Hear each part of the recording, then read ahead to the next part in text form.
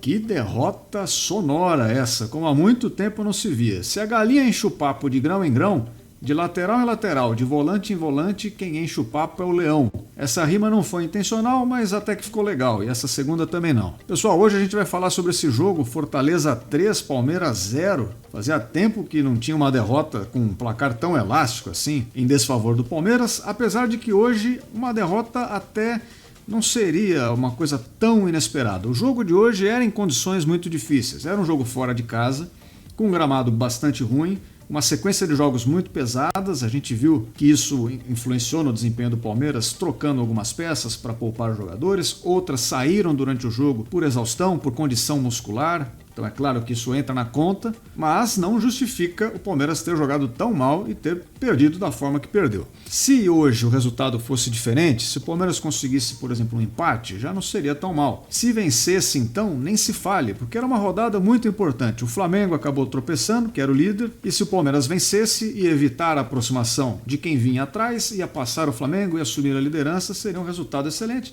Mas a gente viu que foi muito o contrário do que acabou acontecendo de fato. E eu diria para vocês, pessoal, que no meu entendimento essa partida começou a ser disputada e talvez tenha começado a ser perdida antes mesmo da bola rolar, a partir do momento que a gente teve a escalação do Palmeiras do modo que foi.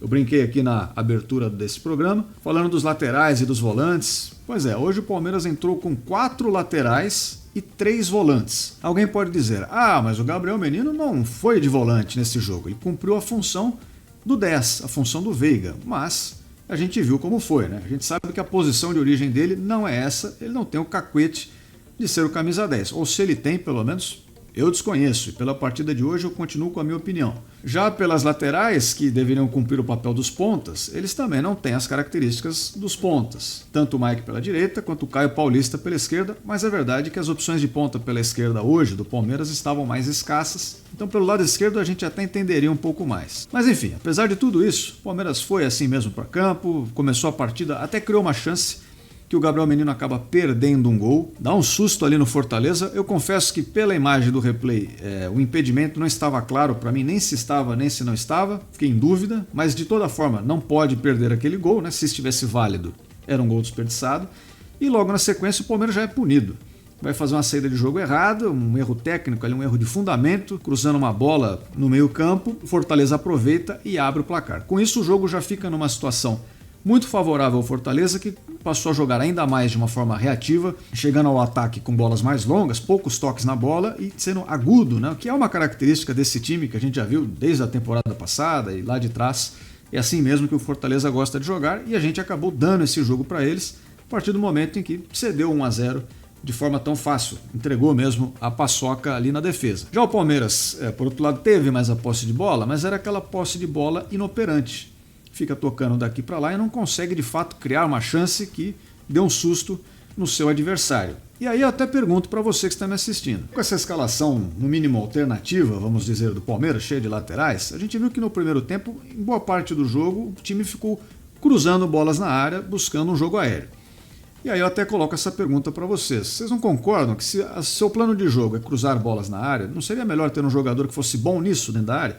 Por exemplo, o Flaco Lopes, que acabou entrando até numa outra função depois, no decorrer da partida, mas não foi isso que aconteceu. Bom, o Palmeiras no primeiro tempo não criou muita coisa, saiu perdendo de 1-0, volta para a segunda etapa, e aí a gente tem uma espécie de um tudo ou nada, de um all-in, que o Abel Ferreira fez ao tornar o time muito mais ofensivo. Tirou um zagueiro, colocou um meia, Rafael Veiga até não entrou mal na partida, eu acho que ele entrou bem, tentou construir um pouco de lances ali, finalizou a gol, mas rapidamente essa exposição a mais do Palmeiras com um defensor a menos resultou em mais um gol do Fortaleza.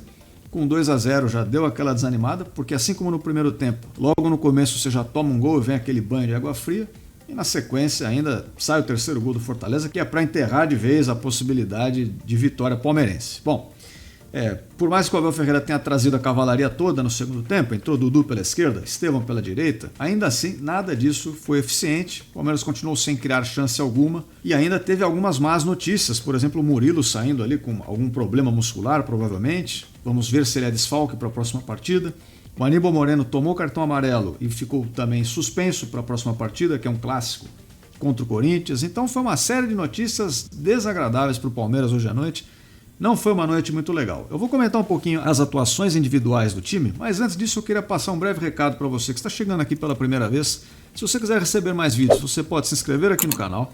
Se você gostar do conteúdo, você pode deixar o seu like, que você me ajuda. E se o jogo do Palmeiras hoje foi ruim, o que não é ruim são os links que eu deixo aqui na descrição com ofertas de produtos do Palmeiras, produtos licenciados. Tem copo térmico, tem caneca, tem camisa esportiva, camisa de torcedor, enfim. É só você dar uma conferida aí, comprando qualquer coisa através dos links da descrição. Você está ajudando também o meu canal. E claro, aqui no canto da tela, o QR Code para quem quiser dar uma gorjeta para dar aquela fortalecida. Agora vamos voltar a falar um pouco sobre algumas atuações individuais, porque hoje o Palmeiras como um todo não foi bem, não dá para dizer que ninguém tenha merecido um destaque positivo, eu diria, mas mesmo entre os que foram mal, alguns foram ainda piores, vamos colocar assim. Então hoje a atuação do Gabriel Menino, por exemplo, durou só 38 minutos e foi desastrosa. Poucas vezes eu vi um cara errar tanto em tão pouco tempo. Para quem acompanha aqui há mais tempo, vê que eu não falei poucas vezes desse jogador, eu não fico pegando muito no pé, mas hoje foi impressionante. Cobrou escanteio errado, errou vários passes, a bola batia e voltava nele do jeito que vinha, perdeu um gol logo no começo do jogo, ainda passou mal para completar, né, a cereja do bolo, acabou passando mal e tendo que ser substituído. Talvez até você possa dizer que ele jogou mal porque estava passando mal, não sei, de repente tem alguma coisa a ver, mas o fato é que foram 38 minutos de baixíssima ou nenhuma produtividade, portanto um destaque negativo. Outros são o zagueiro Naves, que há muito tempo não jogava mal. A última vez que eu lembro dele ter jogado mal foi lá num jogo contra o Bolívar, na Bolívia, que ele acabou falhando em um dos gols, mas pô, isso faz muito tempo, só que hoje não dá para defender, acabou entregando o primeiro gol para o Fortaleza de graça, então acaba pesando contra a avaliação dele. O Caio Paulista, que teve mais uma chance pela esquerda, completamente sumido, e quando apareceu foi para cometer algum erro ali, perder a bola, sair jogando errado, enfim.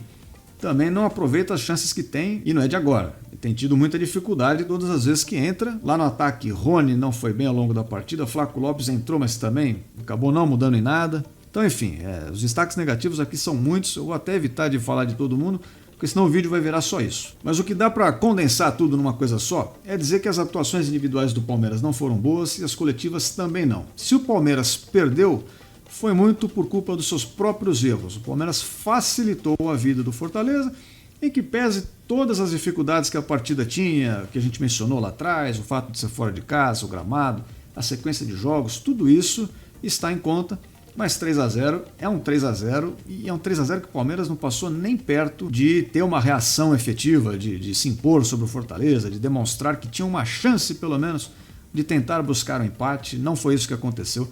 O Palmeiras fez um jogo bastante ruim, a verdade é essa. Vinha numa sequência de 5 vitórias e agora foi interrompido. Claro, não está tudo perdido, a temporada continua. Próximo jogo importante, inclusive agora, contra o Corinthians, uma boa chance de se restabelecer. Se vencer, inclusive, acredito que apague um pouco essa derrota, vai ficar para trás. Então, é importante se recuperar para a próxima partida, do ponto de vista físico, que dá para ver que tem muito desgaste, e também do ponto de vista mental. Em resumo, a derrota do Palmeiras hoje foi merecida, não dá para reclamar. E agora, pessoal, por fim, eu vou dar aquela breve passada com vocês nos demais jogos da rodada, só para a gente ver os resultados e a classificação, como é que ficou. A gente vai ver que o Palmeiras já deu uma deslizada para baixo na tabela. Dando uma olhada então, o Botafogo venceu o Red Bull Bragantino por 2-1, Juventude de virada venceu o Flamengo também por 2-1. Olha o Juventude aí que a gente mencionou no último vídeo. O Cuiabá saiu na frente contra o Corinthians fora de casa, mas cedeu o empate, terminou em 1-1. Atlético Mineiro venceu o Internacional por 2-1. Virando a página, Cruzeiro vence o Atlético Paranaense por 2-0. Atlético Goianiense e Grêmio empataram em 1-1. Bahia venceu o Vasco da Gama por 2-1. Resultado bom para o Bahia, dada a combinação de resultados, né? E o Fortaleza venceu o Palmeiras por 3-0. Olhando para a classificação, o Bahia encosta ali no Flamengo na liderança, agora os dois têm 24 pontos, aí Botafogo e Palmeiras 23. Na pré-Libertadores temos Cruzeiro e Atlético Paranaense, na Sul-Americana Bragantino, Internacional, Atlético Mineiro, Fortaleza, Juventude e São Paulo. Na zona neutra Criciúma, Cuiabá, Vasco da Gama e Atlético Goianiense. E por fim na zona da degola ali embaixo, Vitória, Corinthians, Grêmio e Fluminense. A vida não está fácil para ninguém, só isso que eu digo. Bom, pessoal, então esse foi o nosso vídeo de hoje. Eu queria agradecer mais uma vez a todos que acompanharam até este momento. Se você quiser receber mais vídeos, é só se inscrever no canal. Não esqueça de deixar o seu like, dar uma olhada nos links da descrição. E eu espero todos vocês aqui em breve. Até a próxima. Fui!